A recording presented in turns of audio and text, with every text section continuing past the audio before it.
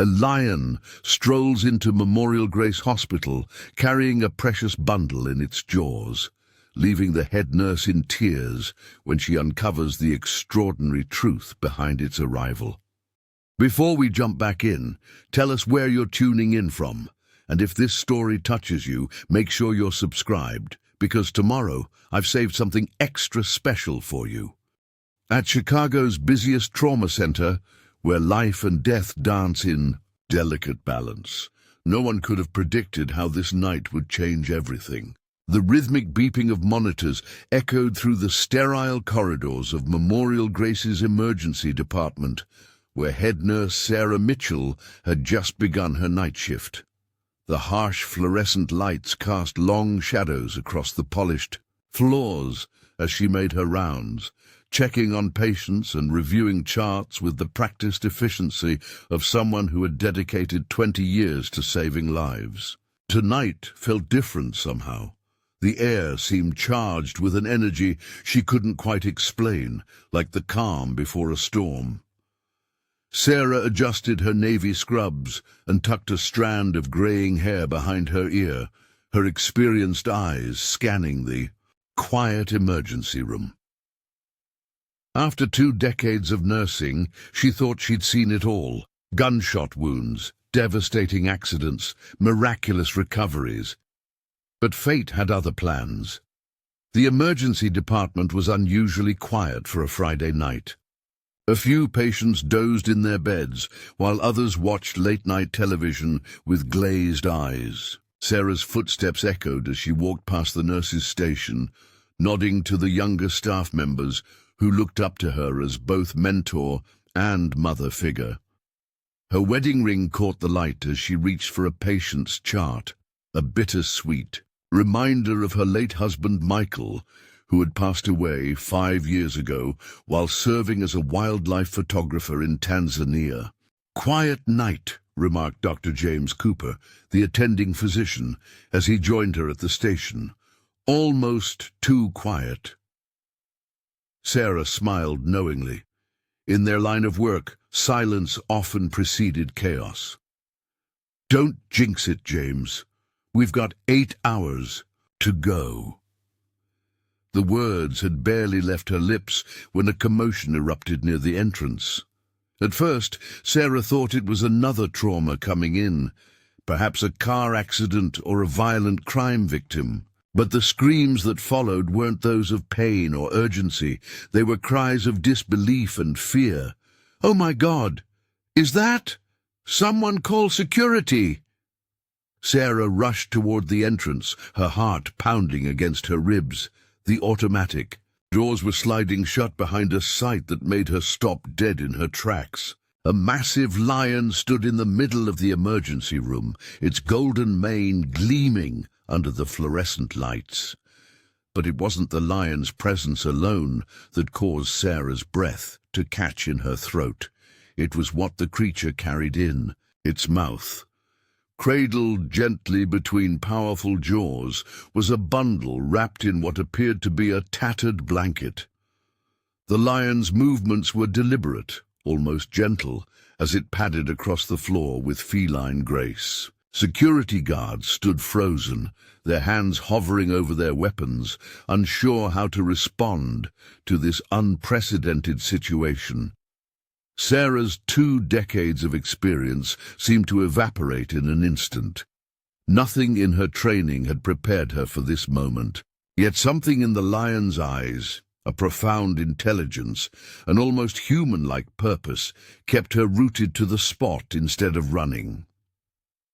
The creature stopped several feet away from her, its amber eyes meeting hers with an intensity that sent shivers down her spine.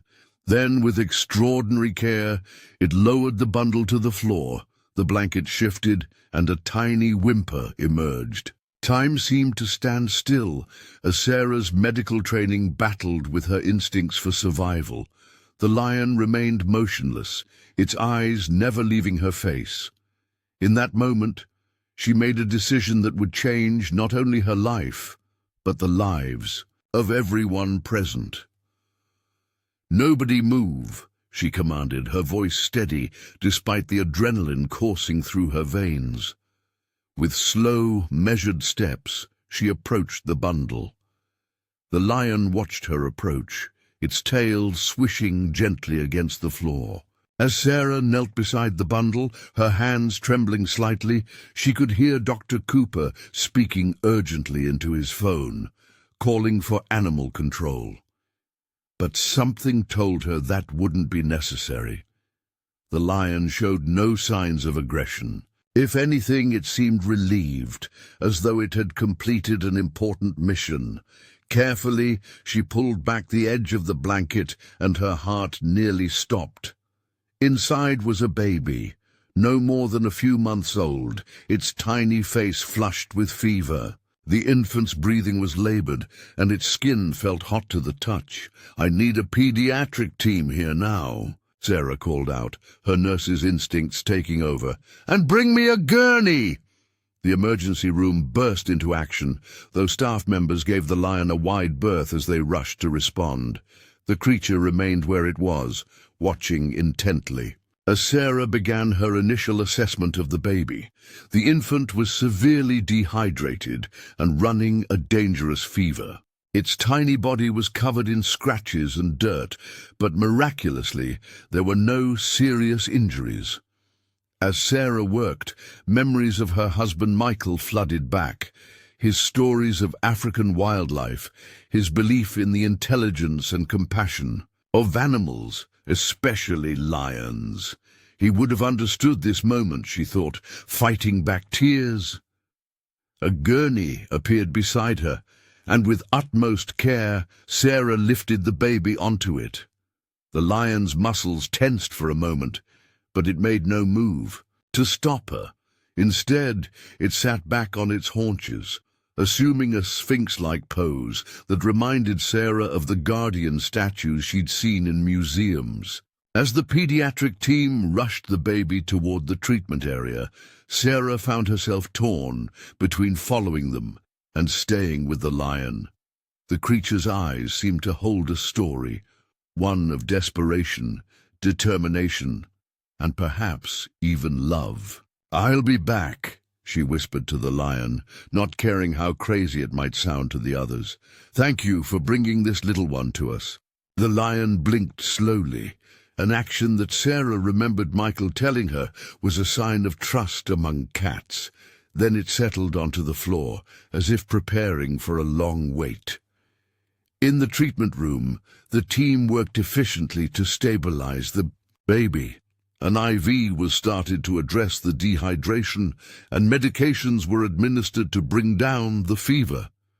Sarah's experienced hands moved with practiced precision, but her mind was racing with questions. Where had this baby come from? How had it ended up in the care of a lion? And most importantly, why had the creature brought it here?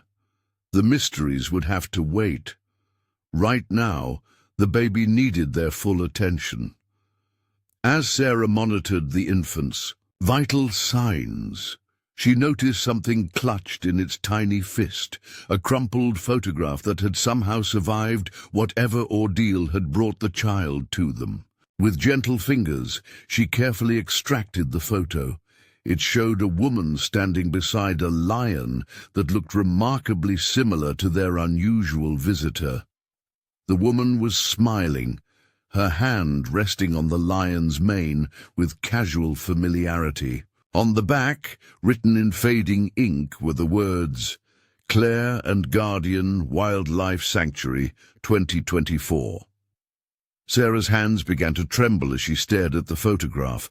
The pieces of an impossible puzzle were beginning to fall into place, but the picture they formed was beyond anything she could have imagined. The sound of approaching sirens pierced the night. Animal control had arrived. Sarah tucked the photograph into her pocket and hurried back to the emergency room entrance, determined to protect the creature that had trusted them with such precious cargo. But when she arrived, the lion was gone. The automatic doors were sliding shut, and through the glass, She caught a glimpse of a tawny form disappearing into the darkness. Security footage would later show the lion simply walking out as calmly as it had entered, its mission apparently complete. The baby's condition stabilized over the next few hours, but the questions surrounding its arrival only multiplied. Police were called, missing person reports were checked, and the media began gathering outside the hospital, drawn by the incredible story of a lion playing guardian angel. Sarah stayed long past the end of her shift, watching over the tiny patient, who had arrived in such extraordinary circumstances. As dawn approached, she sat in the quiet of the pediatric unit, the photograph from the baby's blanket spread out on her lap. "Your mother knew something special about these creatures, didn't she, little one?" she whispered to the sleeping infant. "Just like Michael did." The baby stirred slightly, its color much improved now that the fever had broken. Sarah reached out to adjust the blanket, and as she did, she noticed something she hadn't seen before, a small tattoo on the baby's ankle, 3 numbers that made her heart skip a beat. 247. It was the same number she had seen countless times. In Michael's photographs, the identification number of a lion cub he had helped rescue years ago in Tanzania. A cub he had named Guardian. The investigation into the mysterious baby's arrival began as soon as the sun rose over Chicago's skyline. News vans crowded the hospital parking lot, their satellite dishes reaching toward the morning sky like mechanical flowers. Inside Memorial Grace, Sarah sat in the administrative conference room, surrounded by police officers, hospital administrators, and child services representatives. "Let me get this straight," Detective Marcus Rodriguez said, pinching the bridge of his nose. "A full-grown male lion walked into your emergency room carrying a baby, and then just left?"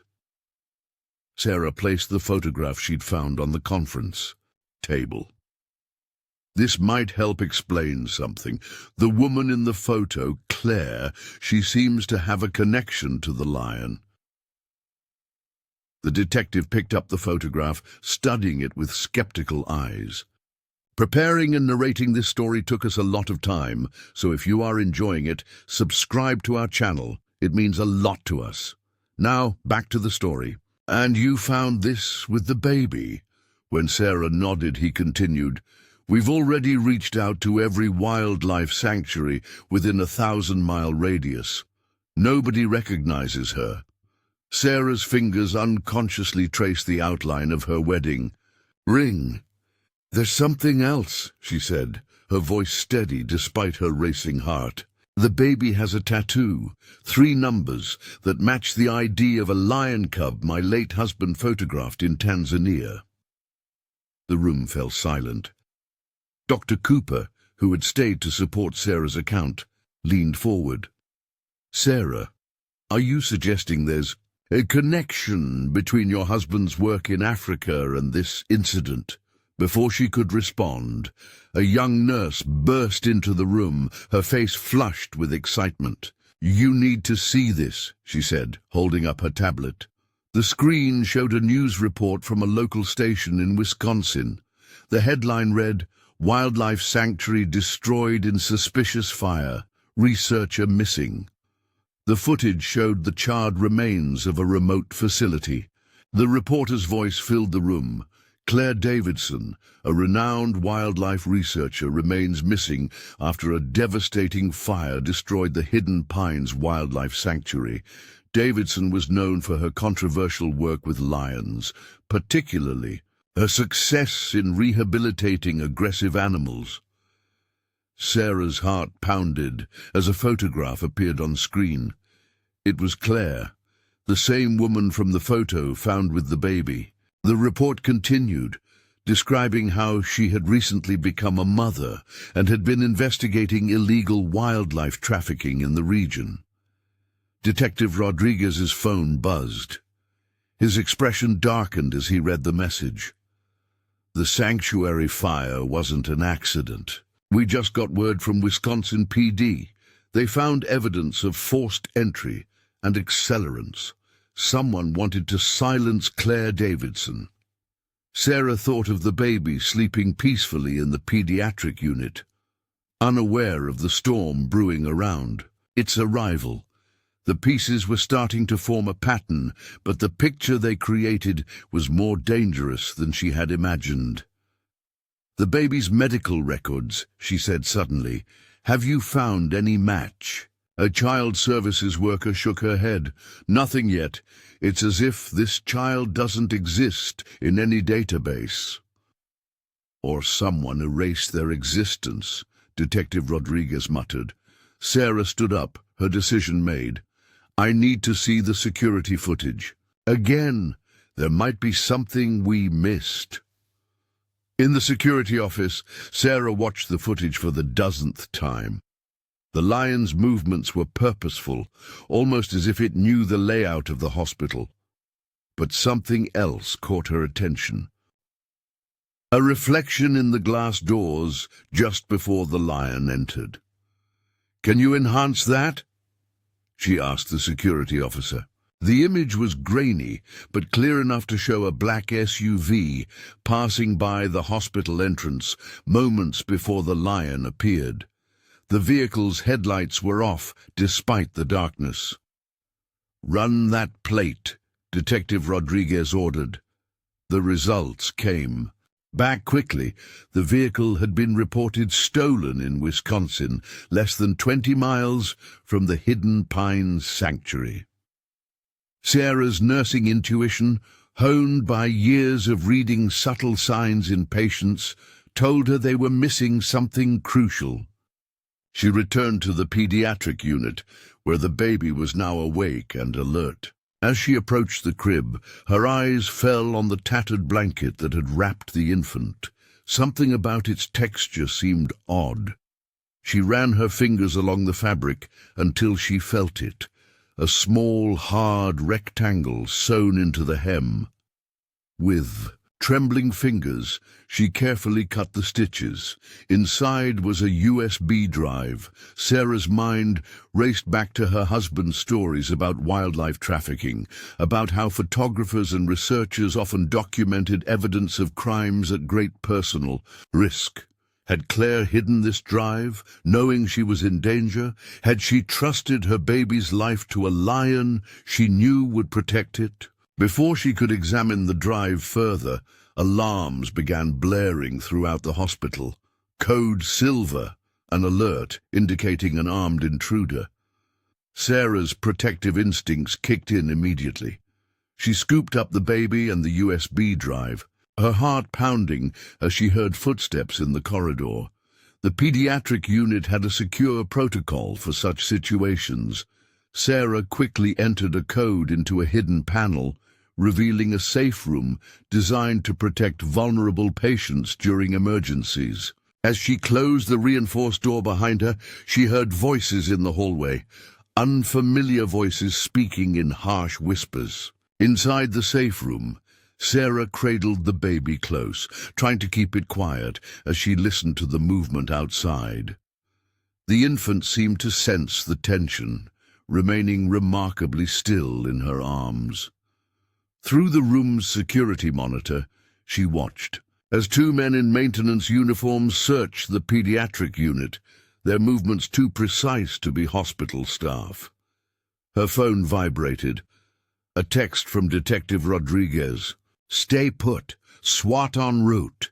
They're looking for the drive." Sarah's mind raced.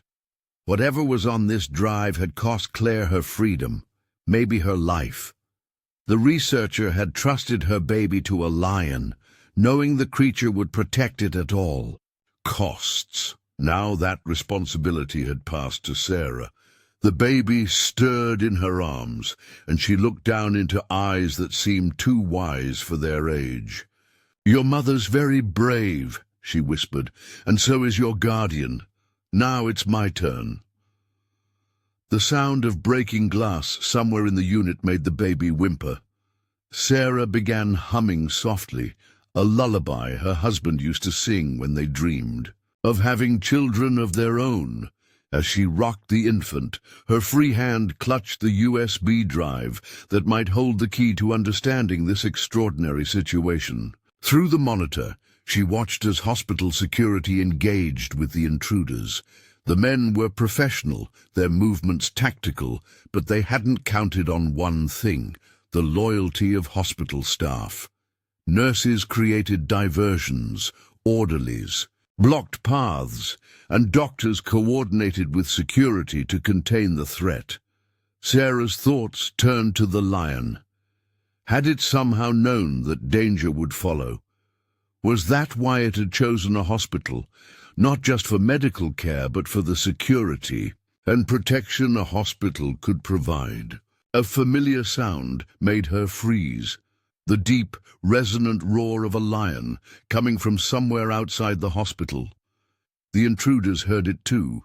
She could see them freeze on the security monitor, their faces pale with recognition or fear.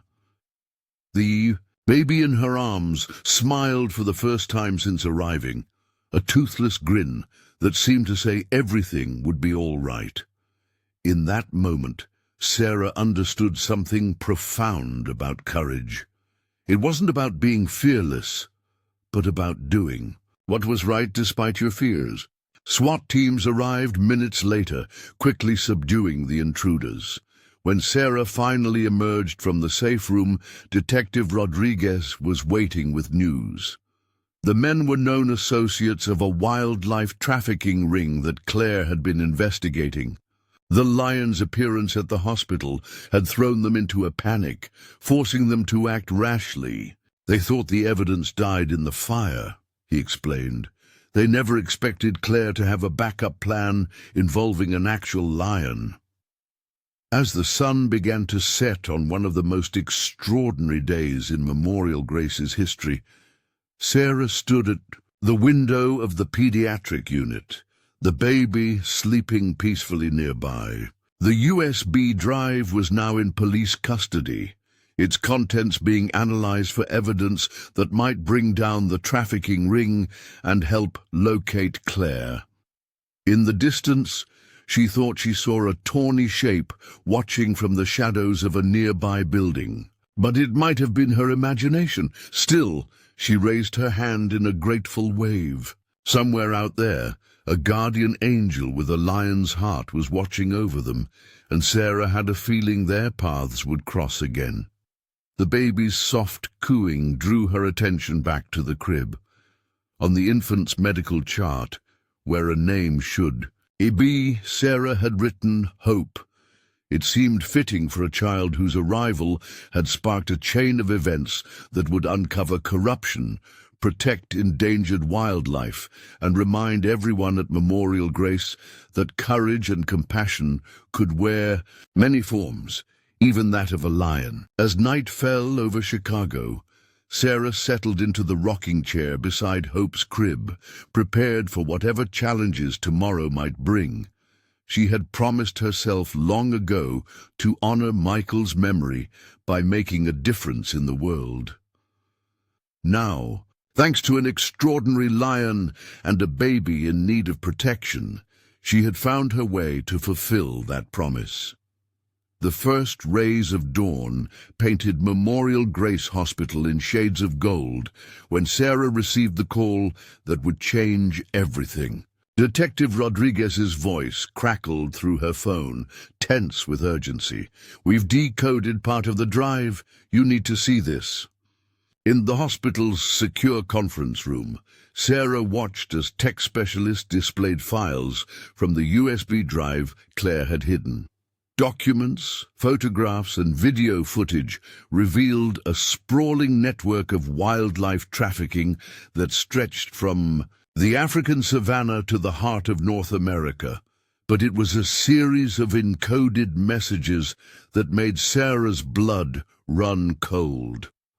Claire wasn't just documenting their operations, Detective Rodriguez explained, pointing to decoded communications. She uncovered something bigger, genetic experiments on lions, attempting to enhance their intelligence and controllability for private collectors. Sarah's mind raced to the lion that had brought hope to them, its eerily human-like behavior, its extraordinary intelligence. Guardian was one of their test subjects, wasn't he? Not exactly, a new voice said. Dr. Elena Santos, a renowned wildlife geneticist, stepped forward. The FBI had brought her in to analyze the scientific data on the drive. According to these records, Guardian was a control subject, a naturally intelligent lion that Claire used to demonstrate that such experiments were unnecessary. His cognitive abilities were remarkable, but completely natural. The revelation hit Sarah like a physical force. No wonder Claire had trusted Guardian with her baby. The lion hadn't been engineered. He was proof that nature itself could produce extraordinary intelligence and empathy.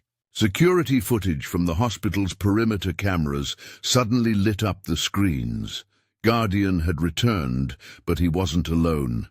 3 more lions prowled the hospital's outer grounds, moving with purpose and coordination that seemed impossible. "They're protecting the perimeter," Dr. Santos whispered, awe evident in her voice, like a pride defending its territory.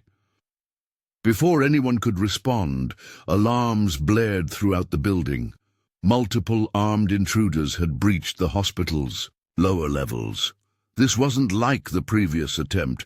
This was a full-scale assault. Sarah's nursing instincts kicked in immediately. "We need to evacuate the pediatric ward, now." As hospital staff executed emergency protocols, Sarah raced to Hope's room.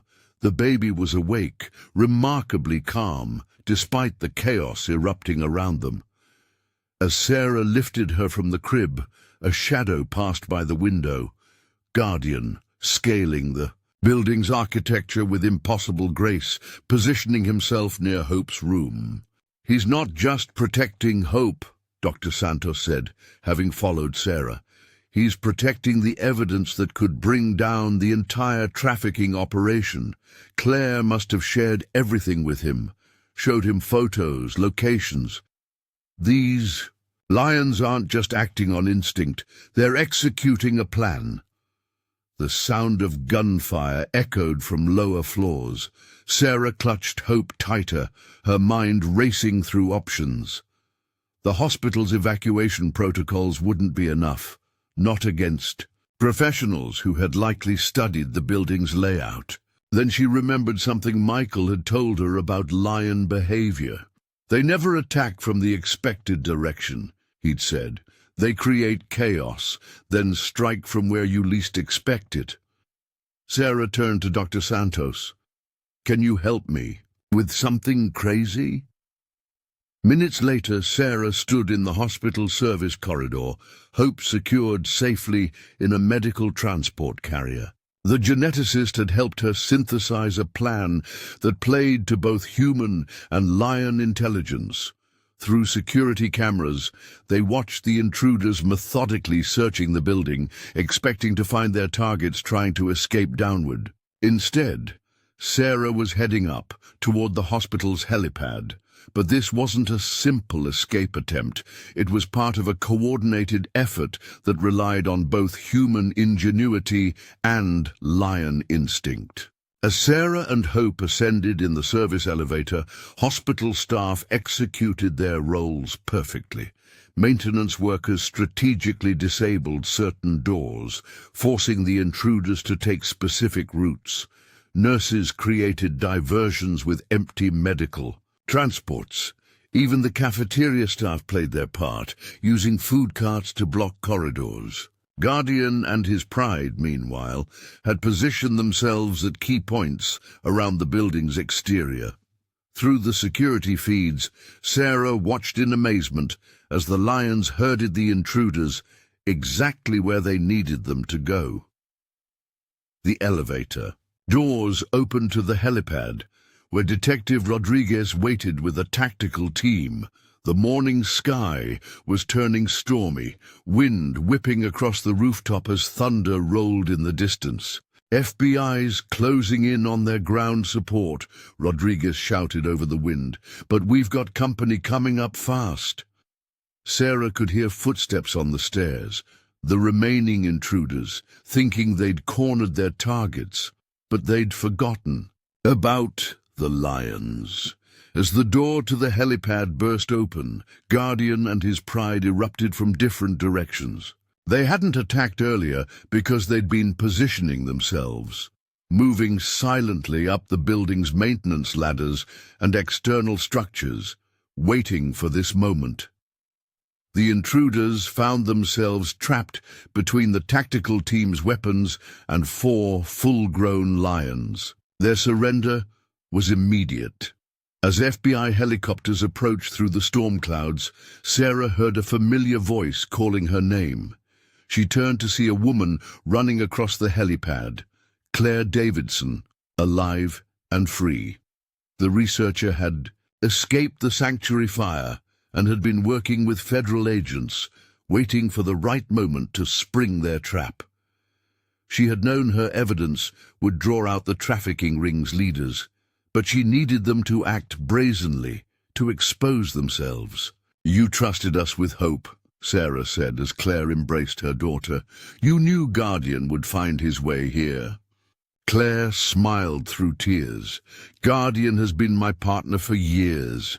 When I discovered what they were really doing at other sanctuaries, he helped me document everything, but they caught on too quickly. The fire was just their first attempt to stop us." The baby cooed, reaching for Guardian as the lion padded closer. The massive creature gently nuzzled Hope before sitting regally beside Claire, his mission finally complete. "But how did you train him to do all this?" Dr. Santos asked, gesturing to the other lions who still stood guard. "I didn't," Claire replied.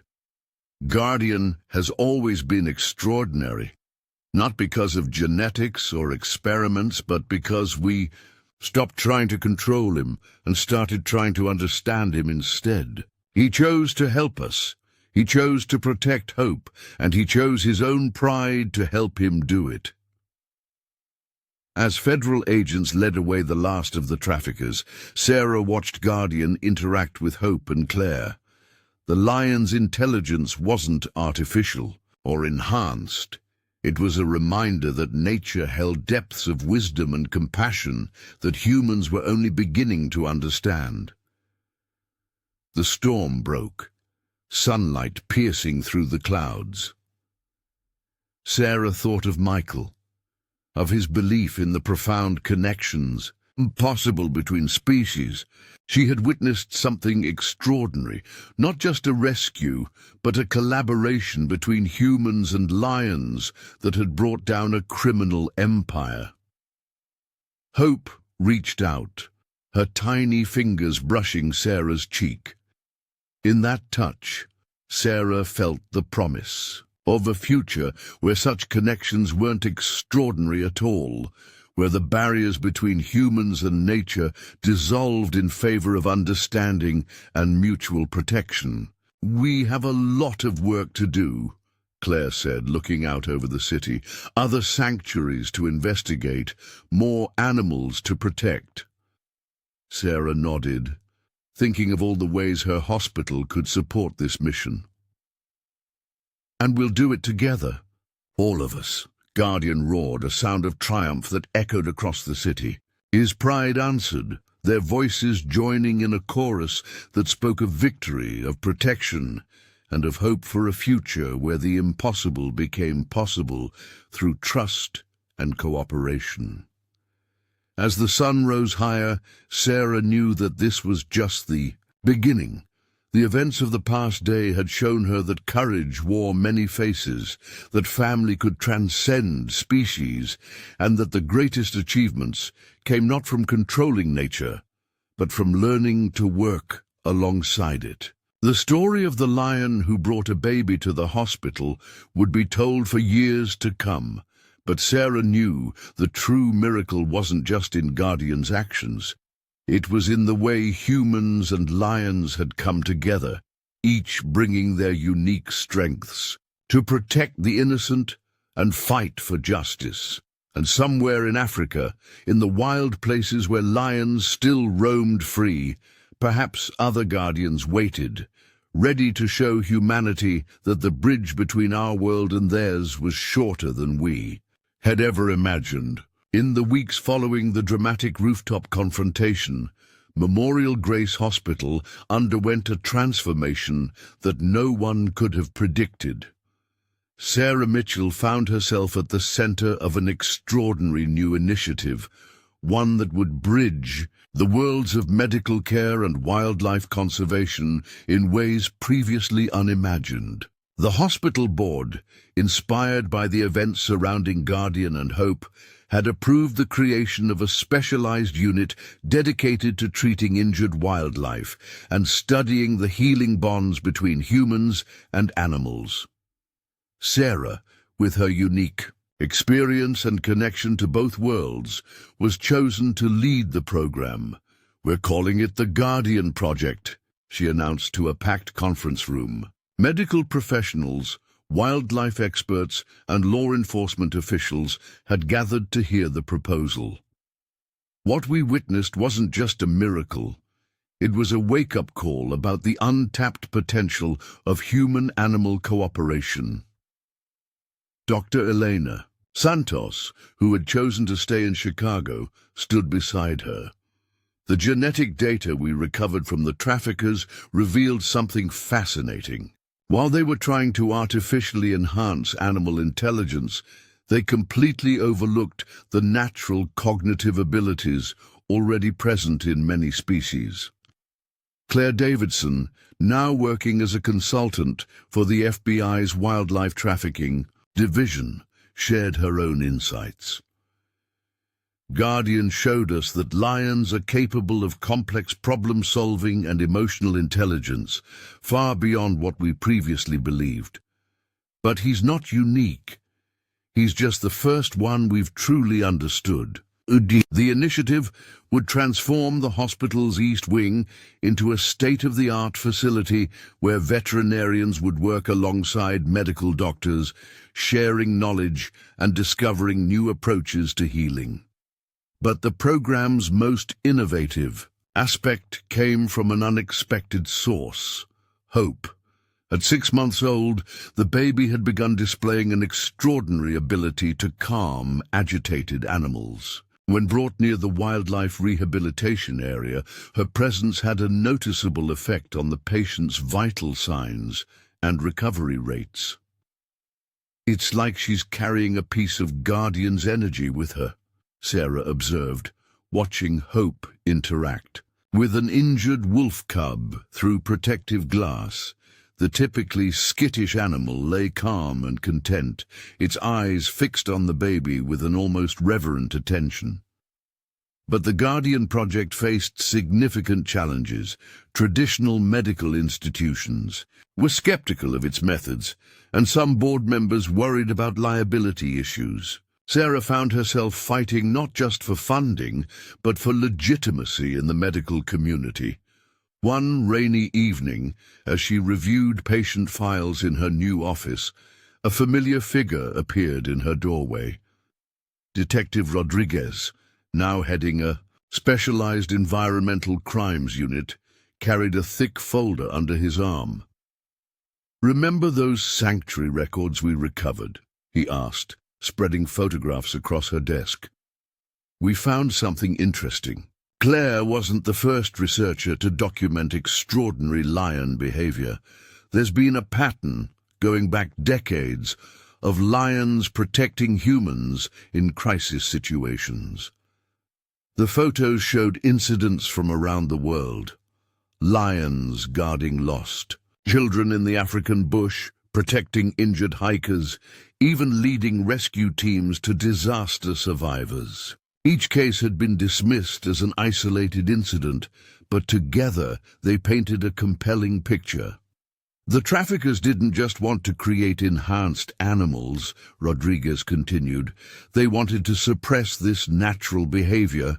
A lion that protects humans isn't as profitable as one that performs on command. Sarah's mind raced with the implications. What if Guardian's actions weren't extraordinary at all? What if they represented a natural capacity for cross-species empathy that had been ignored or suppressed? Her thoughts were interrupted by an urgent call from the Wildlife Rehabilitation Unit. An elderly lion, rescued from an illegal private zoo, had stopped eating and was declining rapidly.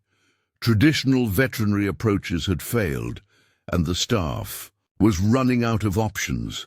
Sarah made a decision that would either validate the Guardian project or end it completely. With proper safety protocols in place, she authorized bringing hope to the lion's enclosure. The baby, now able to sit up on her own, showed no fear as she was placed in a specially designed observation area. The lion, previously unresponsive, lifted its head at her presence. Their eyes met, and something remarkable happened.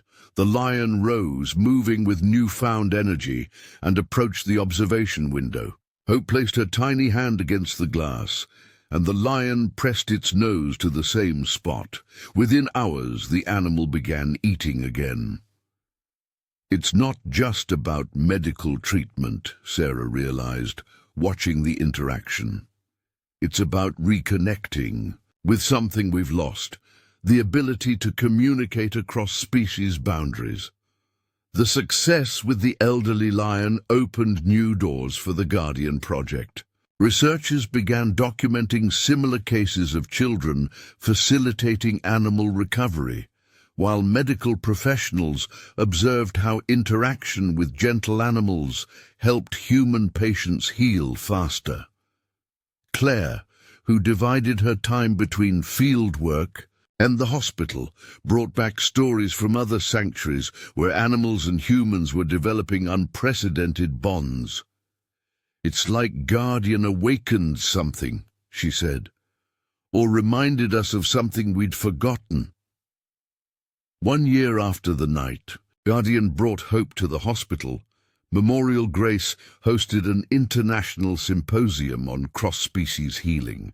Medical professionals from around the world gathered to share their experiences and learn from the Guardian Project's findings. Sarah stood at the podium, looking out over the assembled crowd. Hope sat in Claire's lap in the front row, now a toddler whose very presence seemed to fill the room with calm energy. Through the conference hall's windows, Sarah could see the new wildlife rehabilitation gardens, where patients walked among carefully monitored animal companions, each helping the other heal. "A year ago, a lion walked into our emergency room and changed everything we thought we knew about healing," she began. "But Guardian didn't just save one child. He showed us a new way forward. In trying to understand his actions, we've discovered that the boundaries between human and animal medicine aren't as solid as we once believed." She shared data from the past year. Recovery rates improved by 40% in patients with animal companions, breakthrough treatments developed by studying animal healing processes, and documented cases of animals actively seeking to help humans in distress. The traffickers tried to create super-intelligent animals because they couldn't see the intelligence and compassion already present in nature, she continued. They tried to control what they should have been learning from. As if to emphasize her point, a commotion arose from outside. The audience moved to the windows, where a remarkable sight awaited them. Guardian, his mane now streaked with silver, stood in the rehabilitation garden. He had appeared periodically throughout the year, checking on Hope and observing the project's progress. But this time was different. Behind him stood a small pride of young lions, each bearing the distinctive markings of his bloodline. He had brought his family to them, a living testament to the future they were building. Hope squealed with delight at the sight of her protector, and the assembled medical professionals watched in amazement as the lions settled peacefully in the garden, completely at ease in this human space. "This is just the beginning," Sarah concluded, her heart full of emotion. "Guardian showed us that when we open our hearts to the possibility of connection across species, we don't just heal bodies, we heal the rift between our world and the natural one." The symposium marked a turning point. The Guardian Project's methods began to be adopted by hospitals and wildlife centers around the world. Sarah received requests to help establish similar programs across continents, each adapting the core principle of mutual healing to their unique circumstances. As she walked through the rehabilitation garden that evening, Hope asleep in her arms, Sarah watched Guardian and his pride resting peacefully among the healing plants. The elderly lion they had saved months ago lay nearby, rejuvenated by the young pride's presence. Michael would have loved this, she thought, touching her wedding ring. He had always believed in the healing power of connection between species. Now his faith was being validated in ways even he might never have imagined. Guardian rose and approached them, his movements still graceful despite his aging frame. He touched his nose gently to Hope's hand, then looked at Sarah with those knowing eyes. In that moment, she understood that this was his legacy, not just saving one child, but showing humanity a way to save itself by remembering its connection to the natural world. The Guardian Project would continue to evolve, facing new challenges and making new discoveries, but its foundation would always rest on that extraordinary night when a lion's act of protection sparked a revolution in healing, reminding the world that the greatest medical breakthroughs might not come from laboratories, but from learning to listen to the wisdom of nature itself. The Guardian Project's success had rippled far beyond Chicago's borders, but it wasn't until a crisis in the Amazon rainforest that its true potential would be tested. Sarah received an urgent call from an international wildlife organization. A devastating fire was threatening both indigenous communities and countless endangered species. "They need our expertise," Sarah explained to the hospital board. "Not just for medical treatment, but for implementing the cross-species rehabilitation protocols we've developed." Within days, Sarah found herself on a small plane, heading deep into the Brazilian rainforest, accompanied by Dr. Elena Santos and a specialized team from Memorial Grace. Hope, now almost 2 years old, sat in her lap, unusually alert for such a long journey. The scene that greeted them was heartbreaking. The fire had left a scar across the landscape, forcing both humans and animals into cramped refugee camps. Indigenous healers worked alongside emergency medical teams, but the challenge of treating so many different species while maintaining harmony between them seemed overwhelming. "It's chaos," explained Dr. Maria Silveira, the local coordinator. "We have injured jaguars who won't let us near them, traumatized children who can't sleep, and endangered species we can't even get close to. We've heard about your work with Guardian. We need that kind of bridge here." Sarah surveyed the makeshift medical camp. Years of experience had taught her to look for patterns others might miss. She noticed how certain animals, despite their injuries, positioned themselves near the children's area. The local jaguars, in particular, seemed to be maintaining a protective perimeter. "They're already trying to help us," she realized. "We just need to learn how to accept their help." Working with the indigenous healers, Sarah's team began implementing a modified version of the Guardian Project protocols. Instead of separate treatment areas for humans and animals, they created integrated healing spaces where both could recover. Together under careful supervision, Hope's presence proved catalytic. The toddler's natural ability to calm agitated animals had grown stronger with age. Under secure conditions, she was able to help approach animals that had previously rejected all human contact. But the breakthrough came from an unexpected source. A young jaguar, badly burned in the fire, had been refusing treatment despite obviously severe pain. Traditional approaches had failed, and time was running out. "There's something familiar about his behavior," Dr. Santos observed, watching the jaguar through monitoring cameras.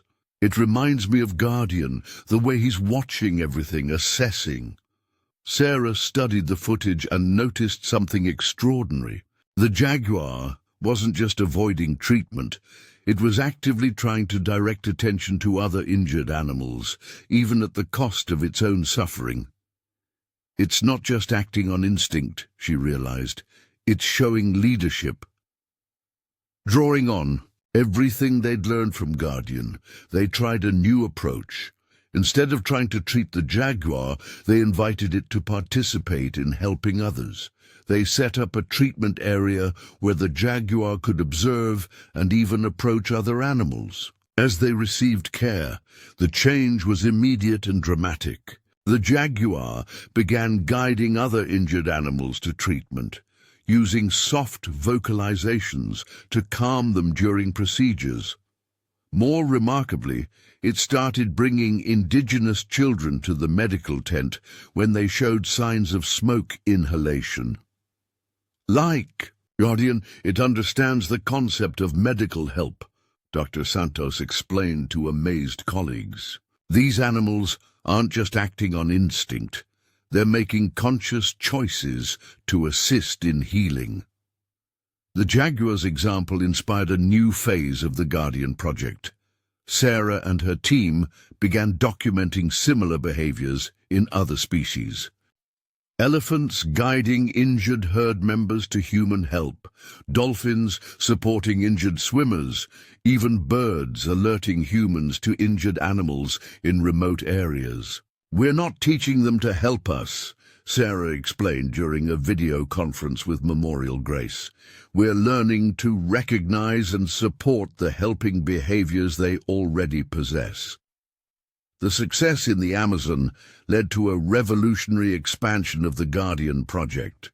Indigenous healing knowledge was integrated with modern medical practices, creating a new framework for understanding the relationship between human and animal health.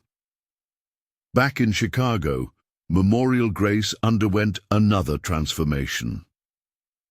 The wildlife. Rehabilitation gardens were expanded to include specialized areas for different species, each designed to promote natural healing behaviors. The hospital became a global center for studying what they now called cross-species healing intelligence. Hope, growing into her unique role, began showing an even more remarkable ability. She could somehow sense when animals were about to exhibit helping behaviors, allowing the medical teams to better cooperate with their animal partners. "She's not just communicating with them," Claire observed during a visit. "She's helping us understand their way of healing." The project's success attracted attention from unexpected quarters. Military search and rescue units began studying their methods, learning to work with animals as partners rather than tools. Environmental protection agencies incorporated their insights into wildlife management programs. One evening, as Sarah reviewed data from their global partners, she received an extraordinary video from their Amazon team. The young jaguar they had treated had formed its own healing group, leading other jaguars in helping injured animals and humans. Just as Guardian had done with his pride, it was teaching others to bridge the gap between species. "Michael always said that animals had more to teach us than we could imagine," Sarah shared with her team. But even he couldn't have predicted this. A worldwide network of animals and humans working together to heal each other. The implications extended beyond medical care. As animals displayed increasingly sophisticated helping behaviors, humanity had to confront its assumptions about consciousness, intelligence, and the boundaries between species. Hope, now able to articulate her experiences, provided unique insights. "They're not just being nice," she explained in her childish way. "They're showing us how to be better doctors." The Guardian Project's findings began influencing policy, decisions about wildlife conservation and medical research. Instead of viewing animals as subjects to be studied, more institutions began treating them as partners in advancing medical knowledge. Sarah found herself thinking of that night when Guardian had first appeared in Memorial Grace's emergency room. What had seemed like a miracle then now appeared more like an invitation, an ancient species reaching out to help a younger one remember its connection to the natural world. During the Amazon crisis, Guardian himself had remained in Chicago, watching over the hospital's wildlife gardens. But his influence was felt in every success, every breakthrough, every moment of understanding between species. As the sun set over the Amazon camp, Sarah watched the young jaguar leading its healing group through their evening rounds. Hope sat beside her, completely at ease among the great cats who now served as partners in their mission. Guardian showed us the way, Sarah reflected, but this is about something bigger than one lion or one child. It's about remembering that healing isn't just a human practice. It's a language shared by all living things. The fire's scars were beginning to heal, with new growth emerging from the ashes. Like the rainforest itself, the relationship between humans and animals was regenerating into something stronger, more resilient, and more beautiful than before. As night fell, the sounds of the jungle rose in a symphony of life. Jaguars calling, birds singing, and humans laughing together in the medical camp. It was the sound of barriers falling, of ancient wisdom merging with modern knowledge, of hope growing from the ashes of crisis. The Guardian Project had evolved far beyond its origins, but its core truth remained the same. When humans and animals worked together as equals, healing became more than just the treatment of wounds. It became a force for transforming the world itself. 5 years after Guardian first walked into Memorial Grace Hospital, Sarah Mitchell stood before the United Nations Assembly preparing to present the most groundbreaking findings of the Guardian Project to date. The packed chamber buzzed with anticipation. Representatives from every nation had gathered to hear about a discovery that could revolutionize not just medicine, but humanity's relationship with the natural world. When a lion brought a baby to our emergency room that night, Sarah began, her voice steady despite her racing heart, we thought we were witnessing a miracle. What we didn't realize was that we were seeing just the first glimpse of an ancient system of healing that exists throughout the natural world. Behind her, screens displayed data collected from Guardian Project sites across the globe. Maps, illuminated with points of light, showing where animals had spontaneously engaged in healing behaviors, not just with their own species, but across species boundaries. We've documented over 10,000 cases of spontaneous, animal-assisted healing in the past 5 years, Sarah continued, from dolphins guiding stranded whales to safety, to elephants protecting injured humans, to birds leading rescue teams, to people trapped in natural disasters. But it wasn't until Hope made her discovery that we understood what connected all these incidents. Hope, now 7 years old, had developed an extraordinary ability to detect what they called healing frequencies, subtle energy patterns that seemed to activate when animals engaged in helping behaviors. Dr. Elena Santos had developed specialized equipment to measure these frequencies, proving that they weren't just metaphorical, but measurable phenomena. These frequencies exist in all living things, Dr. Santos explained, joining Sarah at the podium. They become active when one being attempts to help another, regardless of species. What's more remarkable is that they appear to be strengthening and spreading, as if the very act of healing is teaching others to heal. The assembly watched in amazement as footage played, showing their latest breakthrough.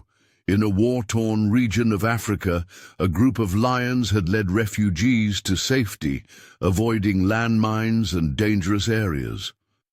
What made this remarkable was that these lions had never encountered guardian or any other animals from the project. They had somehow learned these behaviors through what appeared to be a growing network of natural intelligence. "We're not creating these behaviors," Sarah emphasized. "We're witnessing the reawakening of something that has always existed, a universal capacity for cross-species cooperation that may have been crucial to the development of life on Earth." The evidence was compelling. The Guardian Project had documented cases on every continent, in every ecosystem. Animals weren't just helping humans, they were working together in increasingly sophisticated ways to heal their environments. In the Amazon, where their work had expanded significantly, jaguars and indigenous healers now worked in formal partnership, with the big cats actively participating in search and rescue operations. The young jaguar that had first shown leadership had become known as the healer, spawning a new generation of animals that actively sought to bridge the gap between species. But it was Hope's latest discovery that had brought them to the UN.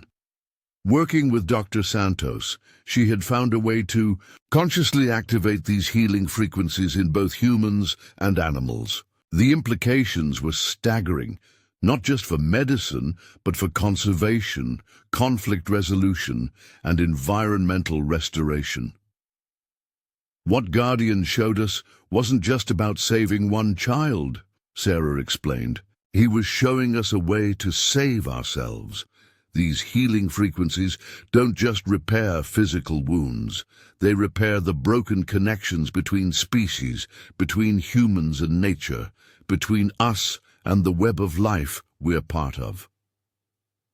The assembly heard case after case, cancer patients whose recovery accelerated in the presence of animals emitting these frequencies, endangered species beginning to recover in areas where healing partnerships had been established, even war zones where animal-human cooperation had led to unexpected peace initiatives. Back at Memorial Grace, Guardian watched over the proceedings through a live feed set up in the wildlife garden. Though aged now, his presence still commanded respect from both animals and humans. He had become a living symbol of the bridge between worlds, his legacy extending far beyond that one desperate night. The hospital itself had evolved into something unprecedented, a place where the boundaries between human and veterinary medicine had dissolved, where patients recovered in gardens alongside wildlife, where healing was understood as a collaborative effort between species. "But we're just beginning to understand the implications," Sarah continued. "These frequencies appear to be strengthening worldwide, as if the planet itself is activating ancient healing networks in response to growing environmental crises." Dr. Santos presented their latest research, showing how these healing frequencies appeared to be affecting entire ecosystems. Areas where animal-human healing partnerships had been established showed remarkably rapid recovery from environmental damage. Plants grew stronger, water quality improved, and biodiversity increased at rates that defied conventional explanation. What we're witnessing, Sarah explained, is the awakening of what we might call Earth's immune system, a planetary network of healing that operates across species boundaries. Guardian wasn't just saving hope that night, he was helping us remember that we're part of this network. The evidence was impossible to ignore. Satellite imagery showed visible changes in areas where these healing partnerships had been established. Greener forests, clearer waters, healthier ecosystems.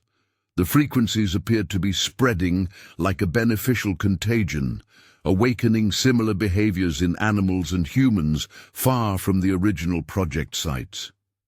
Hope, sitting in the front row, smiled as she felt the familiar resonance building in the chamber. Even here, in this formal setting, the frequencies were activating. Several delegates reported feeling an unexpected sense of peace and clarity, while others described a deepening sense of connection to the natural world. We stand at a crucial moment in human history, Sarah concluded.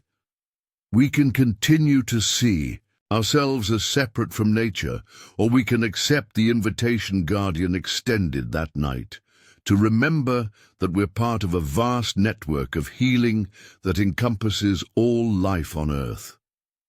The UN response was unprecedented.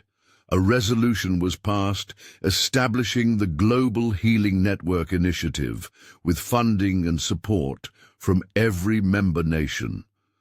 The Guardian Project's methodologies would be integrated into healthcare systems worldwide, while its insights would inform new approaches to environmental protection and species conservation. As Sarah left the podium, Hope took her hand. Guardian knew, didn't he? She asked.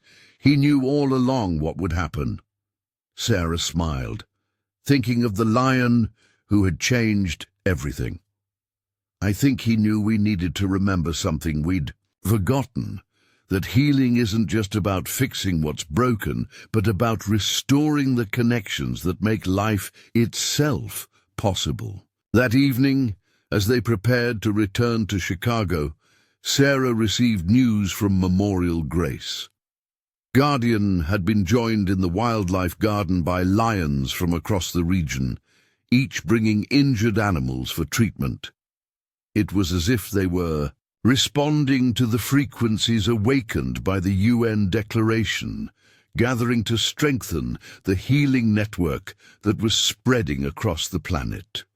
The world was changing, not through technology or force, but through the remembrance of ancient bonds. Between species, Guardian's seemingly impossible act, a lion bringing a baby to a hospital, had been just the first step in awakening humanity to its place in the vast web of planetary healing.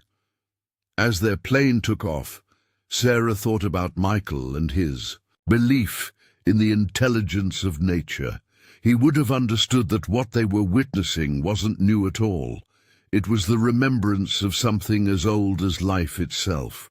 A healing wisdom that had always existed in the space between species, waiting to be reawakened by an act of trust between a lion and a child. The Global Healing Network Initiative's first major test came sooner than anyone expected. A devastating earthquake struck the Pacific Ring of Fire, creating a cascade of natural disasters that threatened both human populations and delicate ecosystems. Sarah and Hope found themselves deployed to the epicenter in Indonesia, where the situation seemed insurmountable. Entire cities lay in ruins, while tsunamis had driven both humans and wildlife into shrinking safe zones.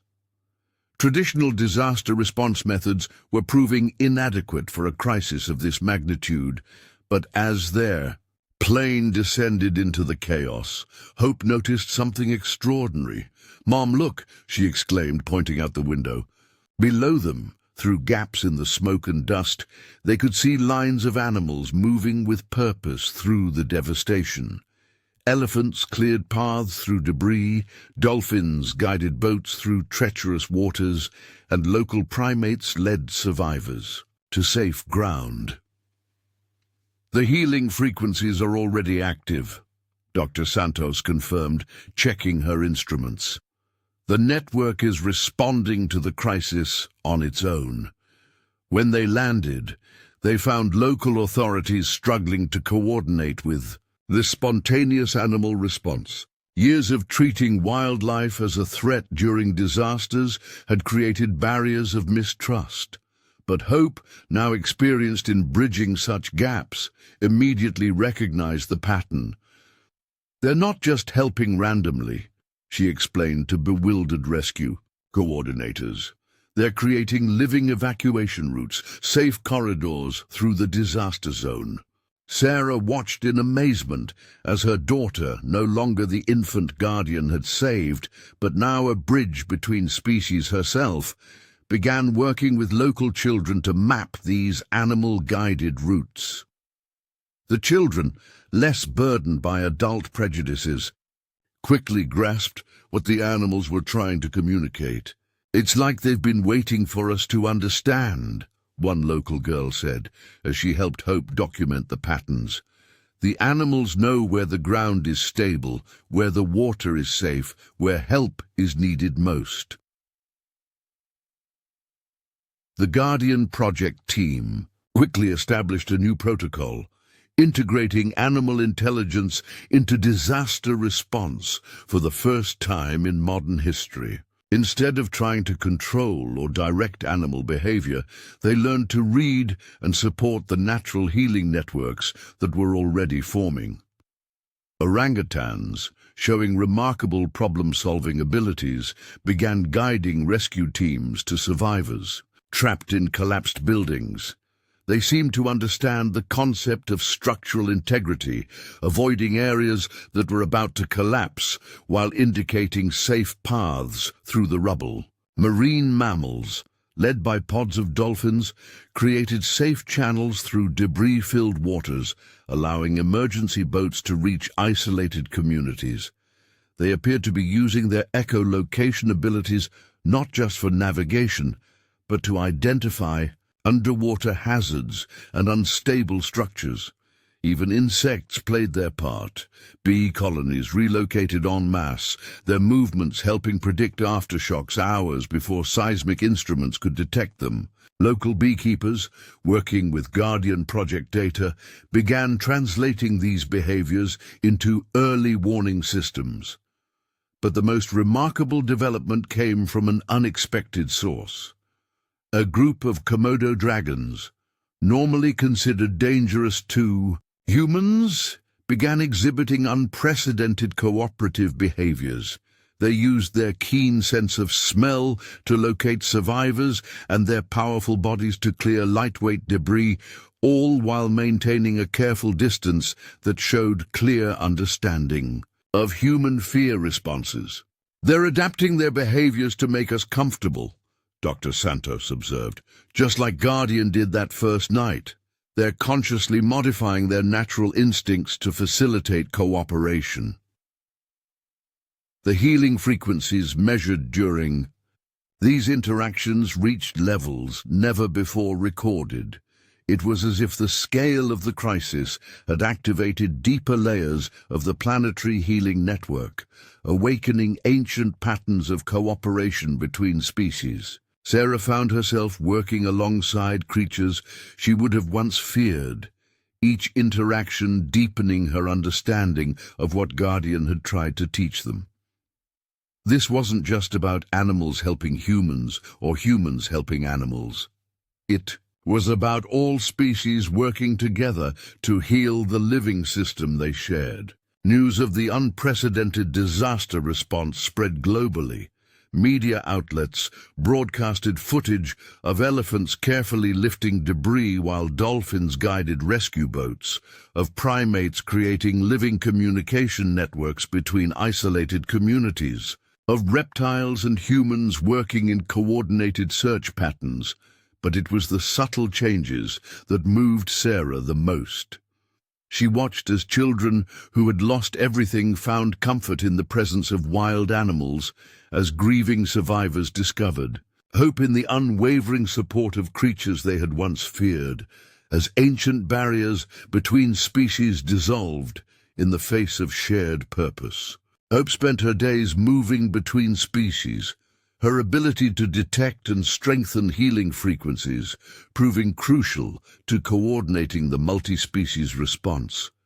She worked especially closely with the Komodo dragons, her fearlessness inspiring others to move past their prejudices.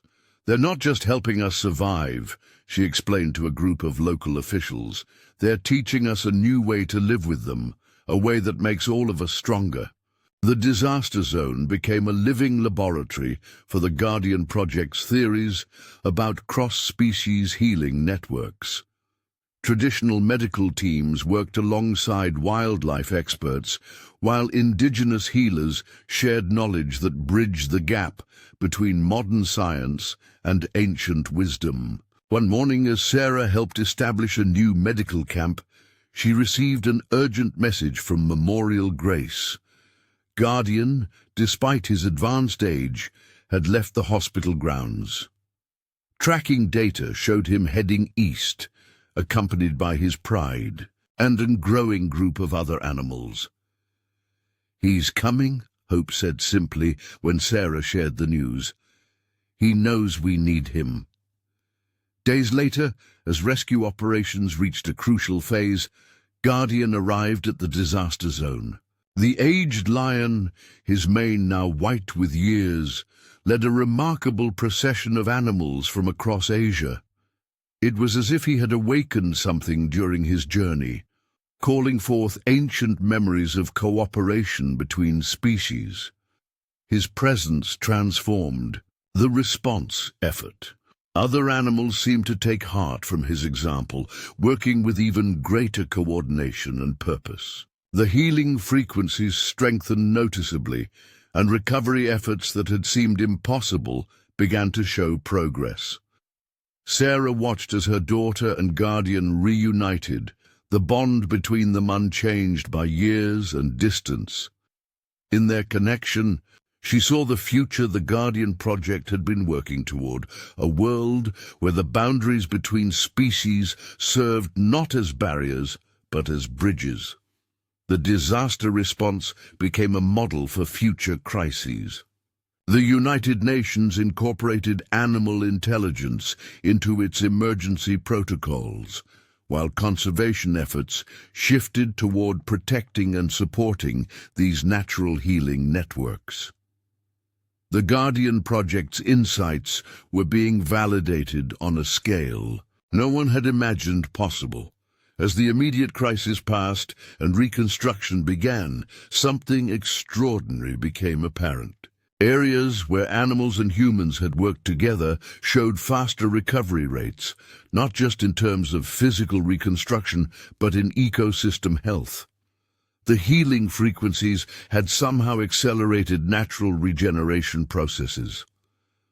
Guardian didn't just save Hope that night, Sarah reflected, watching sunrise over the recovering landscape.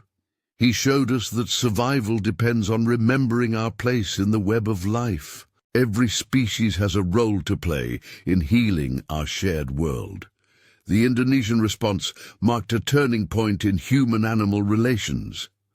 As news of the multi-species rescue effort spread, similar networks began activating worldwide. The healing frequencies grew stronger, fostering cooperation between species in ways that transformed conservation, medicine, and disaster response.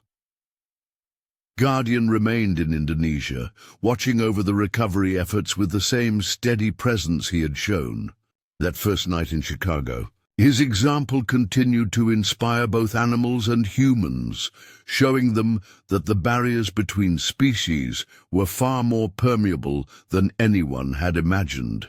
As Sarah and Hope prepared to return to Memorial Grace, leaving behind a transformed disaster, Zone where humans and animals now work together as equals, they carried with them a deeper understanding of what Guardian had been trying to teach them all along. The greatest miracles weren't in the extraordinary moments of rescue or healing, but in the everyday choice to reach across species boundaries and remember that all life was connected in a single vast network of healing and hope. 10 years after, Guardian first appeared at Memorial Grace Hospital, a new crisis emerged that would test the limits of the healing network in ways no one had anticipated. Climate change had accelerated beyond previous predictions, triggering widespread ecosystem collapse and threatening both human and animal populations worldwide. Sarah Mitchell, now recognized globally as a pioneer in cross-species healing, received an urgent call from the United Nations Environmental Council. Satellite data had revealed a disturbing pattern. The healing frequencies that had become vital to global disaster response were weakening in key areas. "The network is under stress," Dr. Santos explained during an emergency meeting at Memorial Grace. "It's as if the planetary immune system is being overwhelmed."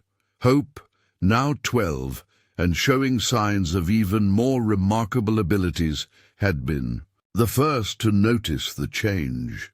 "The animals are trying to tell us something," she insisted. "They're not just responding to the crisis, they're trying to show us how to prevent it." The evidence was mounting. Across the globe, animals were exhibiting new patterns of behavior that went beyond simple healing or rescue. Elephants had begun planting trees, deliberately spreading seeds in areas threatened by desertification. Marine mammals were actively cleaning plastic from the oceans, teaching their young to do the same. But most remarkably, species that had never before cooperated were forming unprecedented alliances. In Africa, lions and elephants worked together to protect vulnerable habitats. In the Amazon, jaguars and capuchin monkeys collaborated to restore damaged rainforest. Even insects were showing coordinated behaviors that seemed aimed at ecosystem restoration. They're not just adapting to change, Sarah realized. They're actively working to heal the planet itself. The breakthrough came from an unexpected source. Hope had been spending time with Guardian's Pride in Memorial Grace's expanded wildlife sanctuary when she noticed something extraordinary. The lions were creating patterns in the earth with their movements, patterns that seemed meaningless until Dr. Santos analyzed them with new quantum imaging technology. "They're mapping the healing frequencies," she exclaimed, "not just showing where they exist, but how to strengthen them." The patterns matched ancient geoglyphs found around the world, massive earth drawings whose purpose had long puzzled archaeologists. It appeared that animals had been trying to teach humans about these healing networks for thousands of years. Sarah immediately organized an unprecedented experiment. Working with the UN, they established healing corridors, following the patterns Guardian's Pride had revealed. These corridors would connect existing wildlife sanctuaries and human settlements, creating a global network of protected spaces where the healing frequencies could be strengthened. The response was immediate and extraordinary. Animals began moving along these corridors, each species contributing to the restoration of damaged ecosystems. Birds spread seeds, herbivores restored grasslands through grazing patterns, and predators regulated prey populations in ways that promoted biodiversity. But the most remarkable changes happened in human communities along these corridors. People reported increased feelings of connection to nature, improved health outcomes, and spontaneous healing abilities similar to those Hope had developed. Children especially seemed to thrive, developing natural abilities to communicate across species boundaries. Guardian, though now in the twilight of his life, remained at the heart of these changes. He had taken to spending time with groups of children, seemingly teaching them the same wisdom he had first shared with Hope. Under his patient guidance, a new generation of cross-species communicators was emerging. The healing corridors began showing measurable effects on climate patterns. Areas within the network experienced improved rainfall, reduced extreme weather events, and accelerated carbon sequestration. It was as if the planet's natural healing systems were being amplified by the coordinated efforts of multiple species. This is what Guardian was trying to show us all along, Sarah explained to world leaders. The healing network isn't just about individual acts of rescue or cooperation. It's about restoring the planet's ability to heal itself. Hope's role became increasingly crucial as she helped translate the sophisticated messages animals were trying to communicate. She discovered that many species had been maintaining ancient knowledge about planetary healing, passing it down through generations while waiting for humans to be ready to understand. They never gave up on us, she told a gathering of young environmental leaders. Even when we forgot our connection to them, they kept protecting these healing frequencies, keeping them alive until we could remember. The Guardian Project evolved into something far more profound than a medical initiative.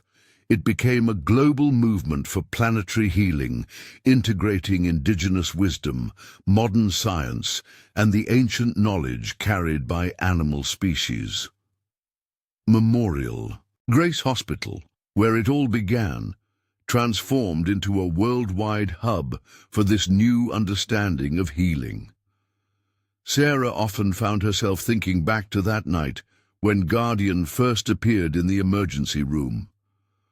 What had seemed like a miracle now appeared more like an awakening, the first step in remembering humanity's place in the living network of planetary healing. One evening, as she watched Guardian resting in the sanctuary with his pride, she noticed something remarkable.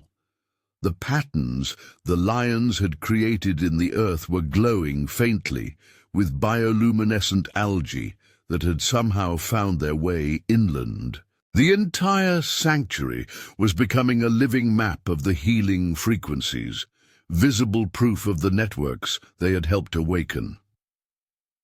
Hope sat beside her father's old camera, now using it to document these remarkable changes. Guardian knew we needed more than just physical healing, she said softly. We needed to remember how to be part of the family of life. The movement sparked by one lion's act of trust had grown beyond anything Sarah could have imagined. The healing corridors were expanding, connecting more communities and ecosystems. Species that had been on the brink of extinction were recovering as their roles in the planetary healing network were understood and protected. Even in urban areas, the change was visible. Cities began incorporating healing corridors into their design, creating spaces where humans and wildlife could coexist and contribute to ecosystem health. The frequencies grew stronger in these areas, reducing pollution, improving human health, and fostering new forms of cross-species cooperation. Guardian's legacy had become a blueprint for planetary healing, showing humanity that its own well-being was inseparable from the health of the natural world. The night he brought Hope to Memorial Grace Hospital, he had initiated more than just a medical miracle. He had sparked a remembrance of humanity's role in the vast living network of planetary healing. As the sun set over Memorial Grace, Sarah watched new groups of children learning from Guardian and his pride, their natural ability to connect with other species, no longer seen as extraordinary but as a vital part of human potential. The healing frequencies hummed through the earth beneath her feet, a reminder that every act of cross-species cooperation strengthened the planet's ability to heal itself. The story that began with a lion walking into a hospital had become a story of planetary awakening, teaching humanity that true healing came not from separation, but from remembering its place in the family of life. Guardian's gift had been more than saving one child. It had been showing humanity how to help save itself by remembering its connection to the vast, intelligent network of life on Earth. The final chapter of Guardian's earthly journey began. On a crisp autumn morning, 15 years after he first walked into Memorial Grace Hospital, the aged lion lay in the sanctuary's heart, surrounded by his pride and the countless lives he had touched. Sarah received the news during a global conference where she had been presenting the latest findings on planetary healing networks. "He's asking for you and hope," came the message from Dr. Santos. "The frequencies, they're changing in ways we've never seen before." Sarah and Hope rushed back to Chicago, finding the sanctuary transformed. Animals from across the region had gathered, forming concentric circles around Guardian. The healing frequencies pulsed with unprecedented intensity, creating visible waves of bioluminescence in the evening air. "He's not leaving us," Hope said softly, kneeling beside the lion who had saved her life. "He's showing us something new." Guardian's eyes, still bright with intelligence and purpose, met Hope's gaze. In that moment, the frequencies shifted again, and everyone present felt a profound change in the healing network. It wasn't weakening, it was evolving. Through advanced monitoring equipment, Dr. Santos detected something extraordinary. The frequencies aren't just connecting different species anymore, she explained, studying the data. They're creating new patterns, new possibilities for healing we never imagined. Guardian had spent his final years teaching others, both animals and humans, how to access and strengthen the healing network. But now it became clear that this had been just the beginning. As his physical strength waned, his connection to the network grew stronger, revealing deeper layers of planetary healing. Animals from every continent began exhibiting new behaviors, as if receiving Guardian's final lessons. Species that had never before shown healing abilities began manifesting them. The network was expanding, evolving, becoming more complex and more powerful. Hope, now a teenager but forever connected to the lion who had saved her, understood what was happening. "He's not just showing us how to heal the planet," she explained to the gathered scientists and observers. "He's showing us how to evolve with it." The transformation manifested in unexpected ways. Plants near Guardian began growing in geometric patterns that matched healing frequency wavelengths. Water in nearby ponds arranged itself into crystalline structures that amplified the network's power. Even the air seemed to shimmer with new potential. Sarah watched as her daughter worked with Guardian in his final hours, their connection transcending physical limitations. Together, they were mapping new pathways in the healing network, showing humanity how to access deeper levels of connection with the natural world. Memorial Grace Hospital, where their journey had begun, recorded unprecedented healing rates during this time. Patients reported vivid dreams of lions, of healing lights, of ancient wisdom remembered. The very structure of healing itself seemed to be shifting, becoming more integrated, more powerful. Guardian's pride, sensing the significance of the moment, began a low, rhythmic vocalization that other animals joined. The sound created visible patterns in the air, matching the geometric structures that had appeared in plants and water. It was as if they were singing the next phase of planetary healing into existence. This isn't an ending, Sarah realized, watching the extraordinary display. It's a graduation, not just for Guardian, but for all of us. As night fell, the gathering reached its peak. The healing frequencies converged in a brilliant display of natural light and energy, visible even to those without special sensitivity. Guardian, his physical form growing weaker, seemed to shine with an inner light that connected him to every living thing present. Hope sat with him through the night, receiving his final teachings. The network was never just about healing, she would later explain. It was about remembering that we're part of something larger than ourselves, something that's constantly evolving, growing, becoming more than it was.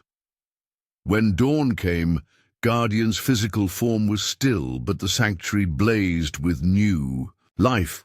The frequencies he had helped awaken had transformed into something self-sustaining, a living legacy that would continue to evolve and grow. The changes Guardian had initiated spread rapidly.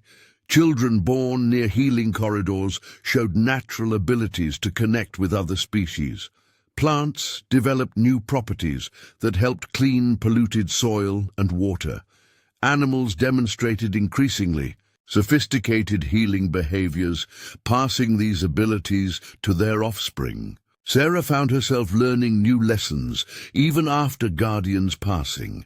The healing network wasn't just about restoring what was damaged. It was about creating new possibilities for life itself. The boundaries between species became more fluid, not through genetic engineering, but through natural evolution, guided by the frequencies Guardian had helped awaken. Memorial Grace expanded its research to study these changes, documenting the emergence of what they called evolutionary healing, the ability of multiple species to consciously participate in their own evolution through cooperation and increased connection. Hope, now recognized as a pioneer in this new field, established schools where children could develop their natural abilities to connect with other species. These Guardian academies spread worldwide, creating new generations of healers who understood that humanity's future lay in deeper connection with all life. The story of a lion walking into a hospital had become a catalyst for planetary transformation. Guardian's legacy lived on, not just in memories or institutions, but in the very fabric of life on Earth. He had shown humanity that healing was more than repair. It was evolution, growth, and the constant discovery of new possibilities. As Sarah stood in the sanctuary where Guardian had spent his final moments, she felt the frequencies humming through the earth, stronger and more complex than ever. The geometric patterns in plants and water had become permanent features, living reminders of the new potentials he had revealed. He knew all along, she thought, watching Hope teach a new group of children how to connect with the healing network.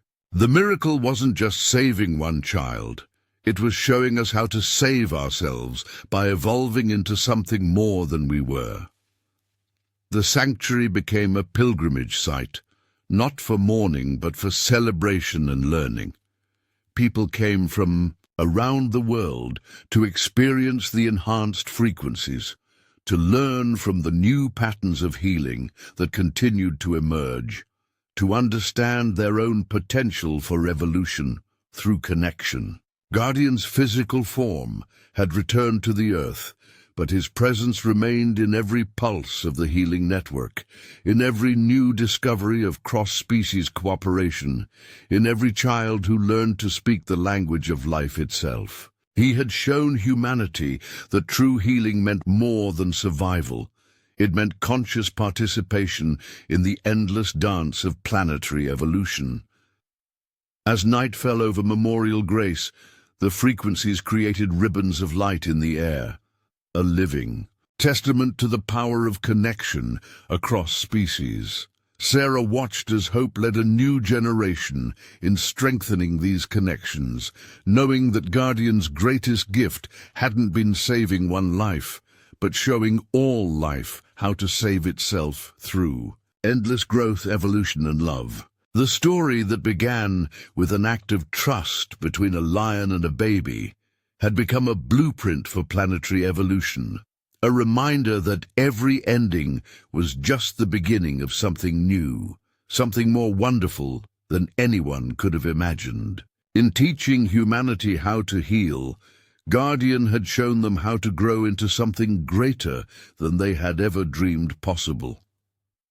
20 years after Guardian first entered Memorial Grace Hospital, the world gathered to celebrate an unprecedented milestone. The Guardian Project's vision had manifested in ways that exceeded even the most optimistic predictions. Sarah Mitchell, now in her 60s, but still radiating the same compassionate energy that had helped her connect with a lion 2 decades ago, stood before a global audience at the inaugural Planetary Healing Summit. The venue itself was a testament to the transformation Guardian had initiated.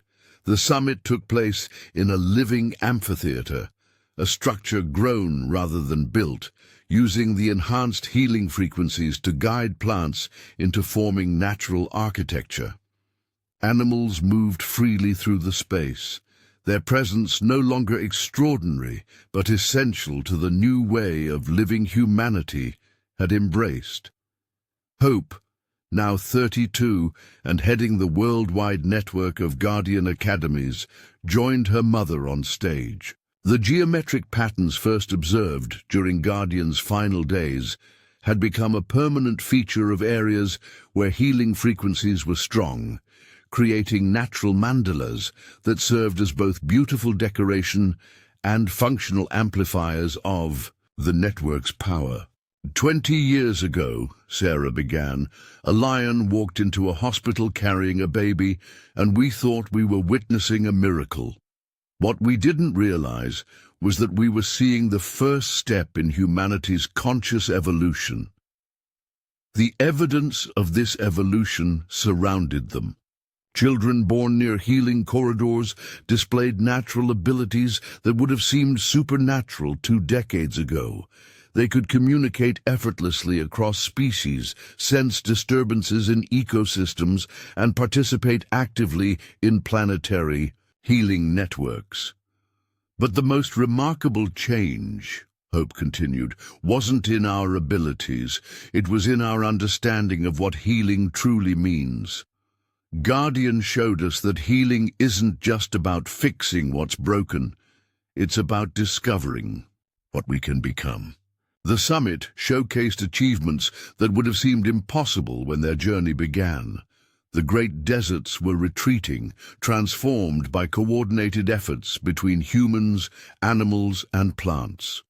Oceans were cleansing themselves through new symbiotic relationships between marine species and enhanced healing frequencies. The very atmosphere was changing as life itself evolved to address the challenges facing the planet. Dr. Santos, her hair now white, but her enthusiasm undiminished, presented data showing how the healing network had fundamentally altered Earth's biological systems. "We're not just witnesses to evolution anymore," she explained. "We're active participants in a planetary transformation." The Guardian Academies had evolved into centers of what they now called conscious planetary evolution. Students learned not just to heal, but to participate in the ongoing development of Earth's living systems. The boundaries between species had become opportunities for growth rather than barriers to overcome. Sarah shared stories of new healing phenomena that emerged regularly. In Africa, elephants and lions worked together to restore damaged ecosystems, their combined presence creating powerful healing fields that accelerated natural regeneration. In the Amazon, Previously unknown species were appearing, not through conventional evolution, but through the enhanced creative potential of the strengthened healing network. The most profound changes were happening in human consciousness. Children growing up in this new world didn't see themselves as separate from nature, but as part of a vast, intelligent network of life. They understood innately what Guardian had tried to teach, that healing meant growing into new possibilities together. Memorial Grace Hospital, where it all began, had become a global center for evolutionary healing. The original emergency room where Guardian first appeared was preserved as a historical site. But the rest of the facility had transformed into a living laboratory where the boundaries between human medicine, veterinary care, and ecosystem health had dissolved completely. Hope introduced the summit's most ambitious initiative yet, the Planetary Guardian Network. Building on the healing corridors established years before, this new project would create a global web of enhanced evolutionary zones where life could explore its full potential for growth and transformation. Guardian showed us that every crisis is an opportunity for evolution, Hope explained. The challenges we face aren't obstacles to overcome, they're invitations to become more than we are. The summit included representatives from every species that had joined in conscious partnership with humanity. Animals participated not as subjects, but as equal partners in planetary evolution. Even plants demonstrated new levels of conscious participation, forming communication networks that added their wisdom to the growing body of evolutionary knowledge. Sarah shared a personal revelation that brought tears to many eyes. My husband Michael always believed that animals had more to teach us than we could imagine, but even he couldn't have dreamed that their greatest lesson would be how to participate in our own evolution. The geometric patterns that had first appeared during Guardian's transition had evolved into a new form of communication, a visual language that bridged the gap between different forms of consciousness. These patterns appeared spontaneously in nature, wherever healing frequencies were strong, creating a living library of evolutionary possibilities. As night fell on the summit's first day, the living amphitheater began to glow with bioluminescence, another evolutionary development that had emerged from the strengthened healing network. The light formed patterns that matched the frequencies of conscious evolution, creating a display that reminded everyone present of the night Guardian had shown them the next step in planetary healing. We stand at the beginning of a new chapter in Earth's story, Sarah concluded. Guardian didn't just save one child or teach us about healing.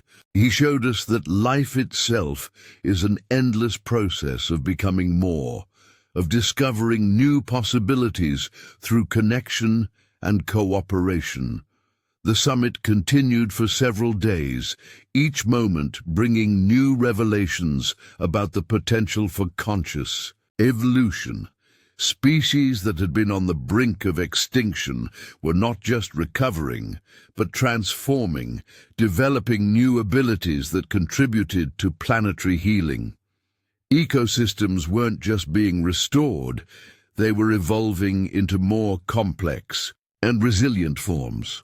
Hope spent time with the newest generation of Guardian Academy students, children who had never known a world without healing frequencies or cross-species communication.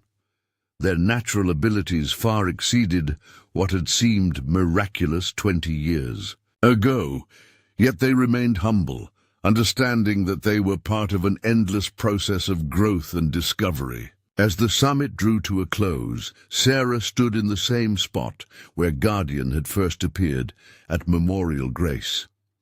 The hospital's emergency room doors still opened automatically, but now they responded to healing frequencies as much as motion. She thought about that night, about how what had seemed like an ending A lion facing death, a baby in danger, had actually been the beginning of something far more wonderful.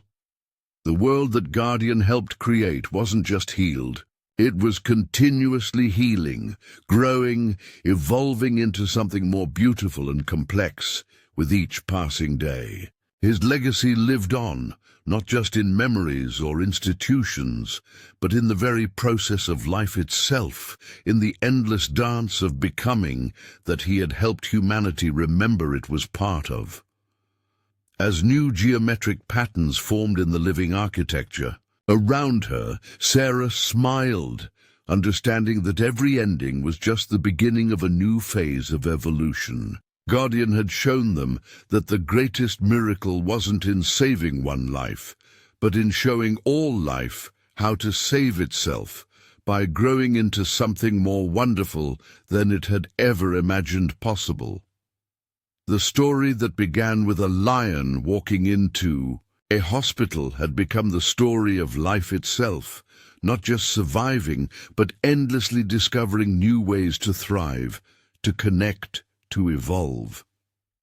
In teaching humanity how to heal, Guardian had shown them how to participate in the greatest adventure of all, the endless journey of becoming more than they were, together with all life on Earth. Up next, you've got two more standout stories right on your screen. If this one hit the mark, you won't want to pass these up. Just click and check them out. And don't forget to subscribe and turn on the notification bell so you don't miss any upload from us.